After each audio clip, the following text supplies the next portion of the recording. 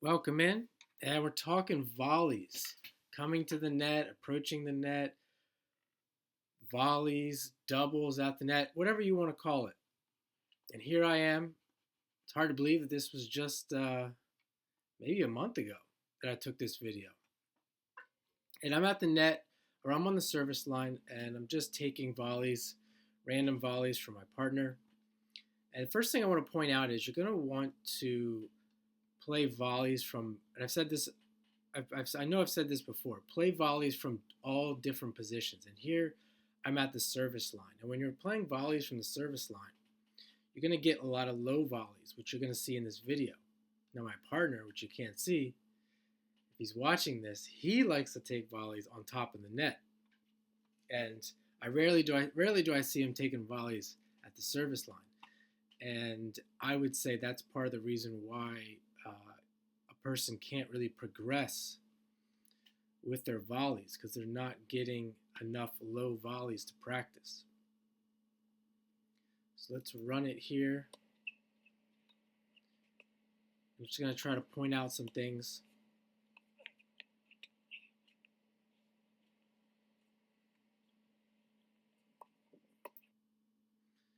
So the next thing I want to point out is the contact point.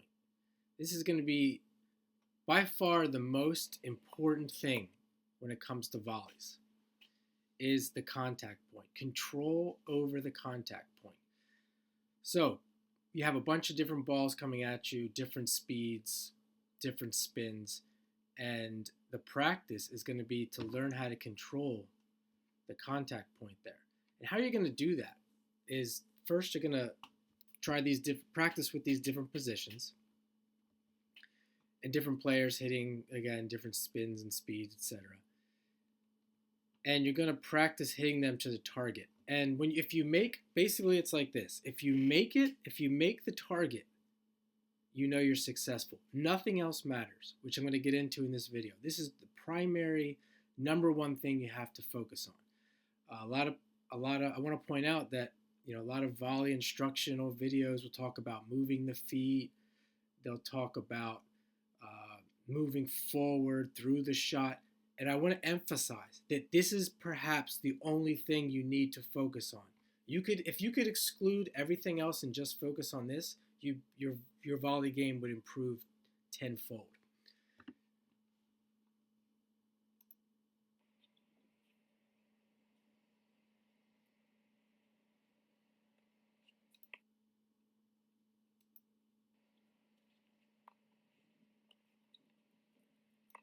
And the other thing I'm going to mention here that I want to repeat what I just said, that the target, if you make your target or if you get close to your target, it doesn't have to be like a cone or a tennis ball. Say like maybe a 5 foot by 5 foot area. If you make that target, you got the contact point right. And we're going to look at that first. We're not going to look at how hard did you hit it, how much spin did you put on the ball, because when you're already at the net, you're already in a position that's going to put pressure on your opponent. So 9 times out of 10, if you can just hit your target, even if the ball sits a little bit, isn't really hit that hard, you're still going to put pressure on your opponent. So we're going to look at these things first.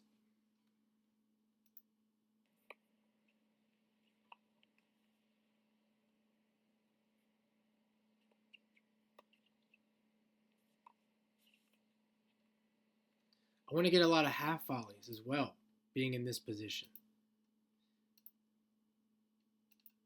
Now moving along, we can see that I do move, generally speaking, like there, you can see I moved through the shot. I'm kind of walking through it. Now the reason that you want to keep your feet moving forward or walk through or move through the shot, particularly the most important reason, is that you're not reaching for the ball, that you can get to the ball, because when you're volleying, the movement is a lot harder. It's a lot harder to get to the ball. So that is the main reason why you want to keep moving through the shot. Other than that, you really don't have to move through the ball, because as I said, even if you find yourself in a position where you're static, which you're going to see in this video, you're already in a position to put pressure on the opponent often. And if you hit the target, that's good enough. And I want to also say that there will be times where you have to reach. So saying that you're never going to reach for the ball is just, you're kind of holding yourself back. You will have to reach for the ball at times. It's impossible to walk through every ball or to move through every ball.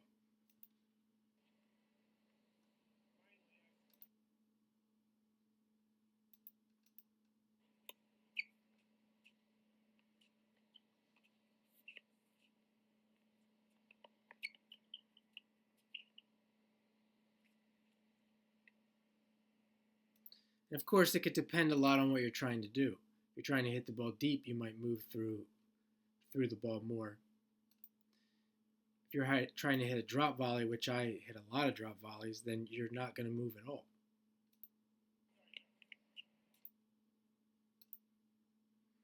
Here we have the contact point again.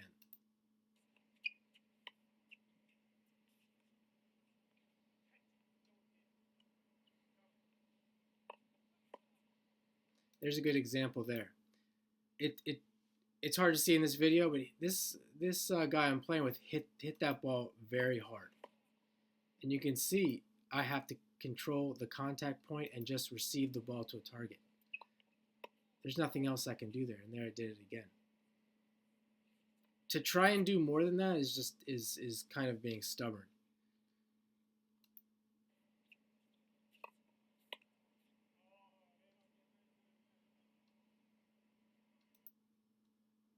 And it's hard to hear that.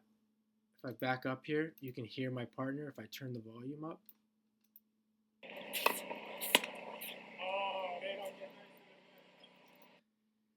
He said they don't get nicer than that. I'm sure it was some kind of short angle to the right there, drop volley. And hopefully you can see how I did it there.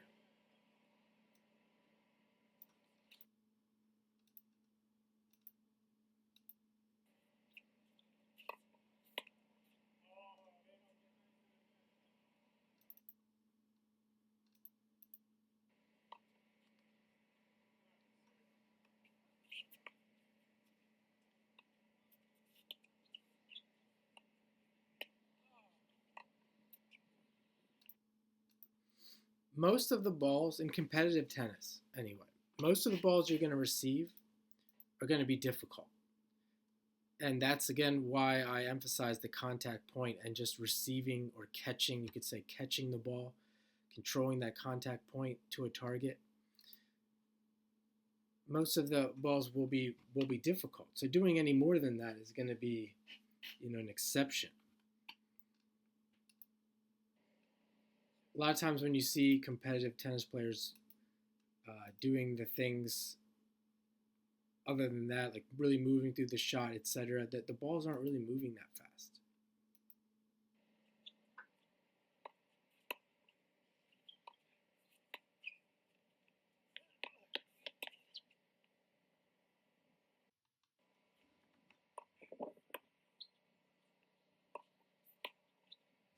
Now you can see I'm at the service line. I'm really not moving forward.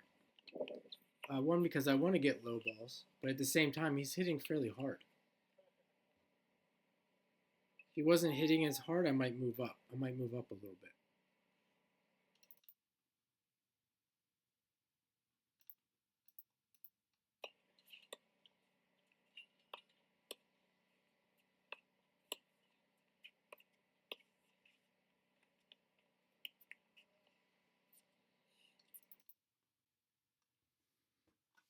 You can see here another low ball, little angle. It's hard to see that angle there, but the racket is just slightly directed here to the left.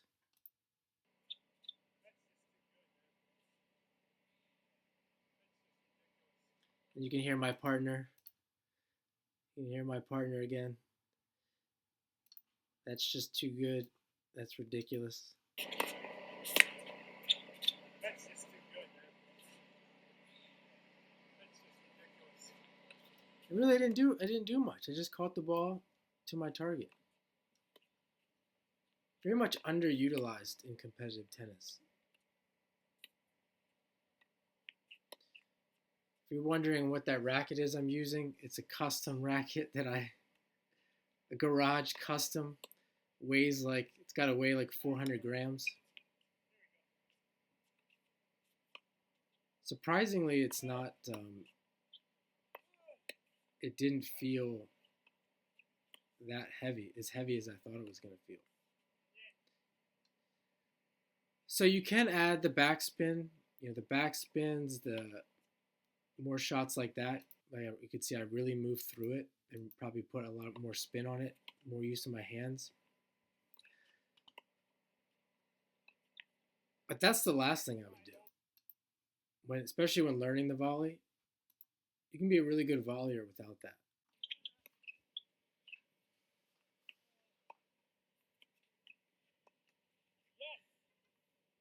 Here I am just coming forward, just kind of walking in, getting used to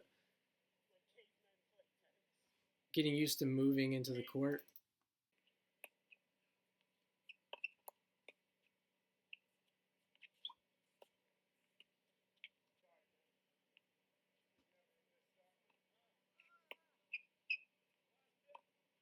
And this is where you're going to really learn more of that movement through the ball, because you're forced to come forward when you start back here. So that's another thing when you're practicing volleys in this position here. There's a good reason why you're not moving through the shot very much, and it's not always appropriate.